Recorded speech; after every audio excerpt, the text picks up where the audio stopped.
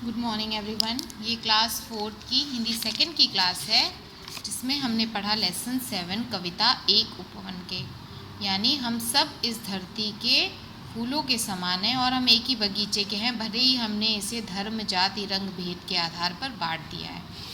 अब हम बढ़ते हैं इनके प्रश्न उत्तर पर। तो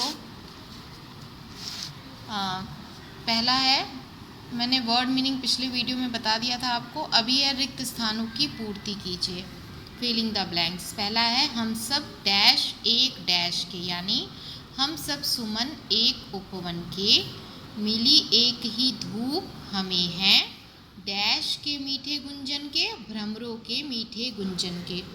डैश कर है जीना सीखा, हंस हंस कर है जीना सीखा, हम श्रृंगार डैश के, हम श्रृंगार धनी निर्धन के। तो ये आपका रिक्त स्थानों की पूर्ति है। नेक्स्ट है, भावार्थ लिखिए, यानी निम्नलिखित लाइनों के हमें अर्थ लिखने हैं। एक हमारा माली, हम सब रहते नीचे एक गगन के। जिस प्रकार से उपवन में तरह तरह के फूल रहते हैं, परंतु माली उसका एक ही होता है जो उन फूलों को अच्छे तरीके से रखता है, उसी प्रकार से आप लिखोगे, हम सभी को बनाने वाला एक ही है और हम सब उन्हीं की छाया में रहते हैं। हम सभी को बनाने वाला एक ही है और हम सब उन्हीं की छाया में रहते हैं। मिले एक से स्वर हमको हैं, भ्रमरों के मीठे गुंजन के। हम सभी को एक ही आवाज़ भंवरों की मीठी गूंज से मिली है। जिस प्रकार से हर पुष्प पर भंवर बैठते हैं, अपनी मीठी तान छेड़ते हैं, उसी प्रकार से हम सबकी भी बोली एक समानी है, बस हमने उसे बांट दिया है। तो हम सबको एक ही आवाज़ भंवरों की मीठी गुंजन से मिली है। थर्ड, कांटों में खिलकर हम सब ने हंस हंस कर है जीना सीखा। कांटों के बीच में रहकर भी हम सब ने हंसते हंसते जीना सीखा है। उसी प्रकार जिस प्रकार एक फूल भी कांटों के बीच में रहकर सदैव मुस्कुराता रहता है। फोर्थ, एक सूत्र में बंधकर हमने हार गले का बनना सीखा। हम सब एकता के एक सूत्र में बंधकर किसी के गले का हार भी बन सकते हैं और बनते हैं। जैसे हम विभिन्न धर्म विभिन्न जाति के हैं, पर अगर हम एकता के सूत्र में बन जाए तो कोई दुनिया की ताकत हमें अलग नहीं कर सकती। जिस प्रकार फूल एक माला में पिरोए जाते हैं। नेक्स्ट क्वेश्चन है, पर्यायवाची शब्द लिखें, यानी समानार्थी शब्द।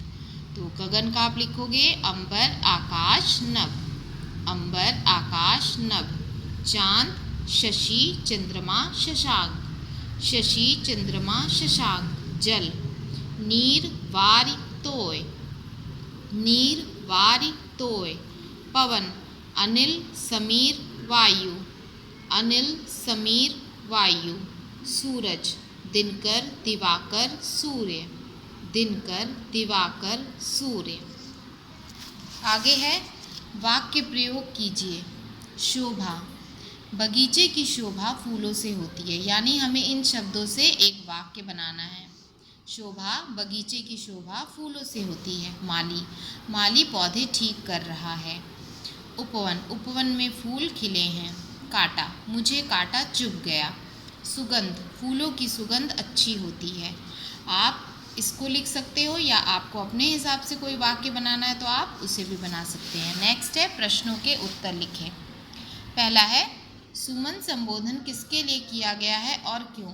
सुमन संबोधन किसके लिए किया गया है और क्यों। आप लिखोगे, सुमन संबोधन हम सभी के लिए किया गया है, क्योंकि हम लोग इस धरती रूपी बगीचे के एक फूल की तरह हैं। सुमन संबोधन हम सभी के लिए किया गया है, क्योंकि हम लोग इस धरती रूपी बगीचे के एक फूल की तरह हैं।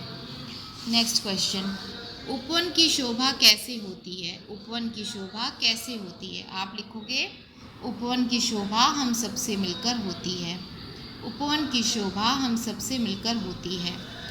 सूरज की किरणें और चांद की चांदनी हमें क्या देती हैं। सूरज की किरणें और चांद की चांदनी हमें क्या देती हैं। आप लिखेंगे, सूरज की किरणें हमें रोशनी, गर्मी, ऊर्जा और चांद की रोशनी चांदनी और शीतलता देती है।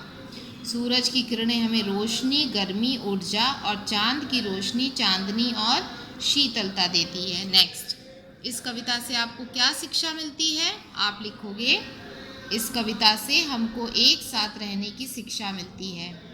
इस कविता से हमको एक साथ रहने की शिक्षा मिलती है। तो ये आपके प्रश्नों के उत्तर थे। मुझे पूरी उम्मीद है कि आप लोग लेसन 7 अपना कंप्लीट कर लेंगे और समर असाइनमेंट मैं आप लोग को बता चुकी हूँ। आप लेसन 1 to 7 याद करेंगे जब तक आपका स्कूल नहीं खुल जा रहा है, क्योंकि पीरियोडिक टेस्ट में 1 to 7 लेसन आएंगे। आपका हिंदी सेकंड का कोर्स अब ख़त्म होता है। कल हम पढ़ेंगे हिंदी फर्स्ट। Thank you.